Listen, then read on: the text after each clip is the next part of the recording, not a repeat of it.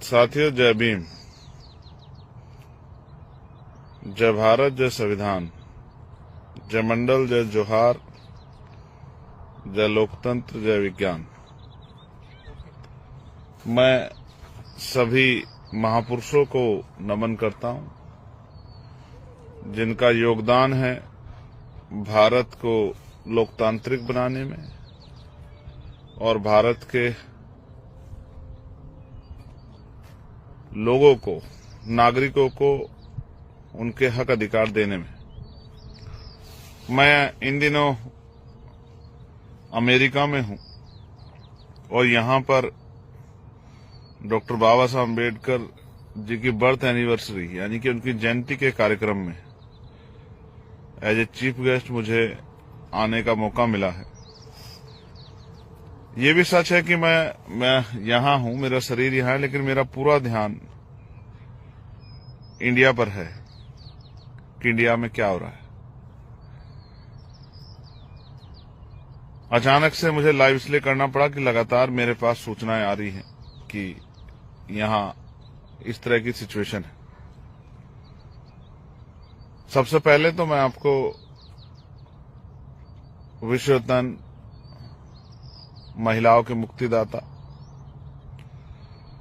करोड़ों करोड़ों भारतीयों को जबान देने वाले, इज्जत की जिंदगी देने वाले डॉक्टर बाबा साहब अम्बेडकर जी की जयंती की हार्दिक बधाई देता हूं।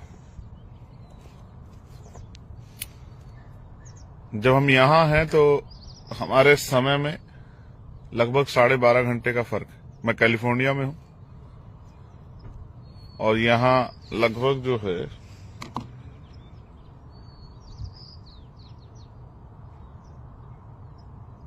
8:12 हुए मॉर्निंग के। तो अक्सर मैं जब लाइव आता हूं तो पहले जानकारी दे देता हूं, लेकिन आज अचानक से लाइव करना पड़ा। यहां सूर्य निकला है, दिन हुआ और आपके यहां पे रात हो रही है।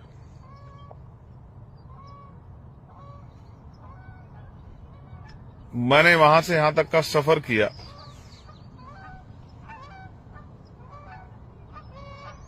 तो दिन रात में बदलाव हो गया है, लेकिन हालातों में बदलाव नहीं हुआ है। मैंने पार्लियामेंट में मांग उठाई थी कि डॉक्टर बाबा साहब अम्बेडकर जी की जयंती पर अवकाश होना चाहिए, उसको राष्ट्रीय पर्व घोषित करना चाहिए। सरकार ने राष्ट्रीय अवकाश घोषित किया है और सरकार ये भी कह रही है कि भाई अगले 15 दिन हमें बाबा साहब अम्बेडकर की जयंती कार्यक्रम बनाना है। अधिकारियों को, कर्मचारियों को जानकारी दी गई है। वहीं दूसरी तरफ जहां तक मेरी जानकारी में है, नई परमिशन नहीं दी जा रही। एक भी नई परमिशन नहीं दी जा रही है और जहां जहां पहले से भी कार्यक्रम होता है वहां भी डिस्टर्ब किया जा रहा है। ये बात मेरे लोकसभा क्षेत्र नगीना से लेके उत्तर प्रदेश की और वो देश भर में बहुत सारी जगह से मेरे पास मैसेज है कि भैया हमें परमिशन नहीं दे रहे। तो फिर सरकार का ये बाबा साहब अम्बेडकर की जयंती मनाने का जो आदेश है या राष्ट्रीय अवकाश का आदेश है, ये इनका दोहरा चरित्र है। आजकल आप देखते हैं जो हक वंचित समाज है उनको अपनी धार्मिक, सामाजिक,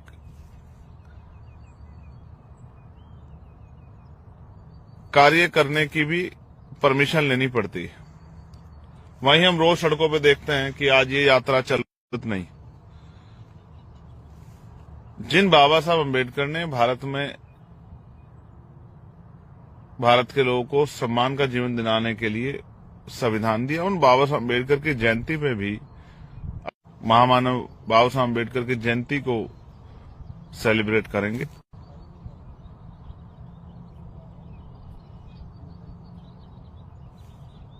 लेकिन आज के लिए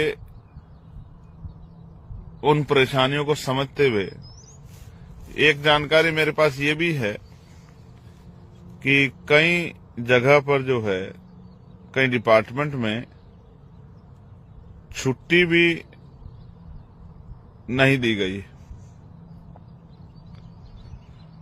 जैसे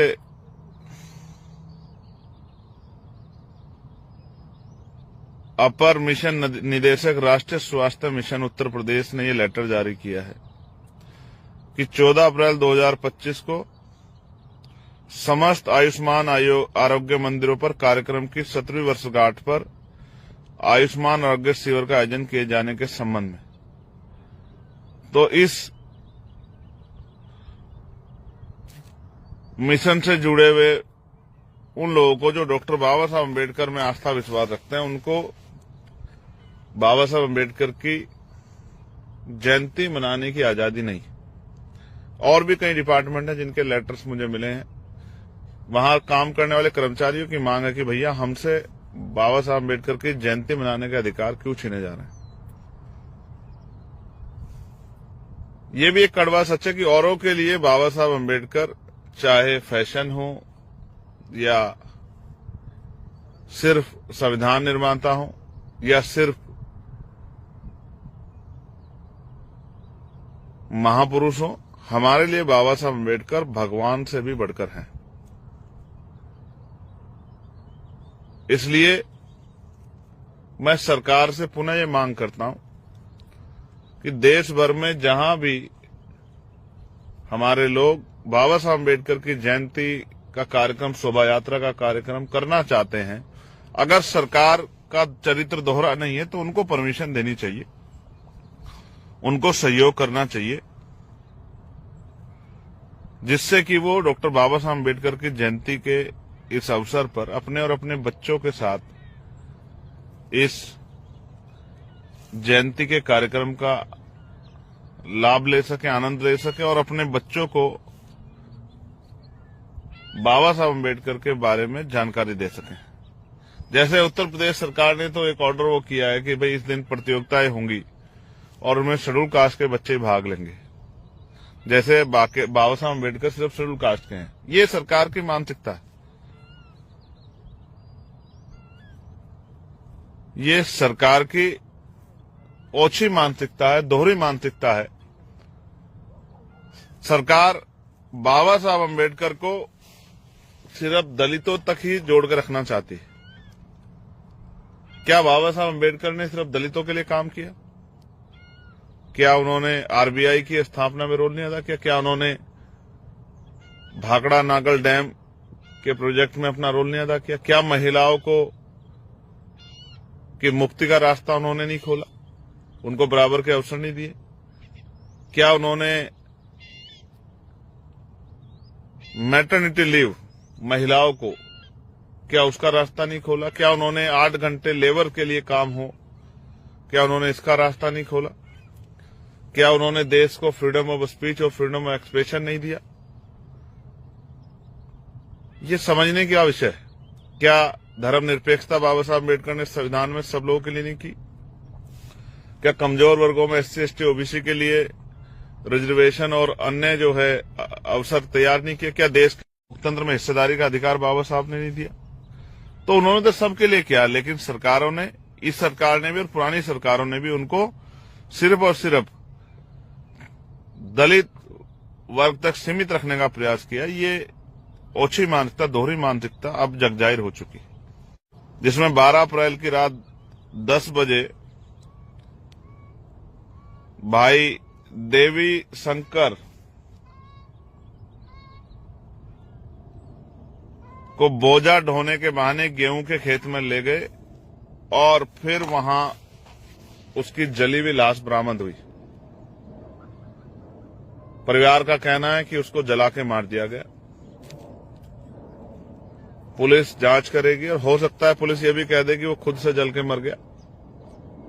लेकिन सच ये है कि आज भी भारत में दलितों, पिछड़ों, आदिवासियों, मुसलमानों, जैनों, सिखों, बुद्धिस्टों, ईसाइयों पे अत्याचार धर्म और जाति के आधार पर होता है। यानी कि गैर बराबरी नहीं। तो मैं प्रयागराज प्रशासन से मांग करूंगा कि आप निष्पक्ष कार्रवाई करके उस परिवार को न्याय दिलाने का काम करें।